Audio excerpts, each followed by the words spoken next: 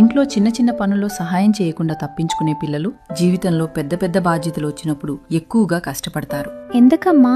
చూడు, నేను నిన్ను చేయమని చెప్పే ఈ పనులు జస్ట్ పనులు కావు, అవి నీ జీవితాన్ని స్లోలీ షేప్ చేస్తున్నాయి. అదెలా అమ్మా?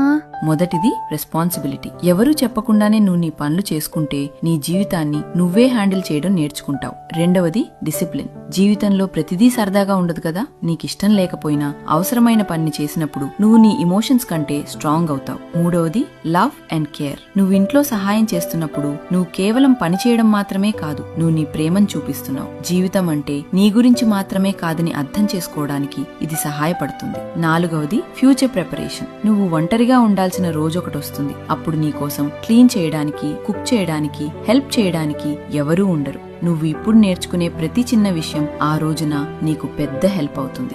ఐదవది సెల్ఫ్ కాన్ఫిడెన్స్. నువ్వు పనులు నేర్చుకుంటూ నీకు నువ్వు చేసుకుంటూ ఉంటే నీ మీద నీకు నమ్మకం పెరుగుతుంది. నేను చేయగలను అనే ఫీలింగ్ నిన్ను జీవితంలో చాలా దూరం తీసుకెళ్తుంది. అందుకే నెక్స్ట్ టైం నుండి హెల్ప్ అడిగితే కంప్లైంట్ చేయకు, నవ్వుతూ హ్యాపీగా ఆ పని బాగా చెయ్యి. సరే అమ్మా, నాకిప్పుడు అర్థమైంది. Thank you.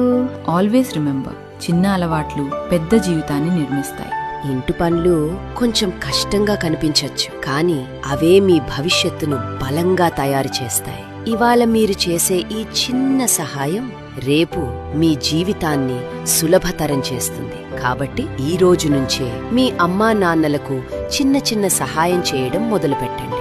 ఈ వీడియో మీకు నచ్చితే ఒక్కసారి మీ పిల్లలతో కలిసి చూడండి. వాళ్ళకి కూడా ఈ చిన్న అలవాట్ల గురించి చెప్పండి.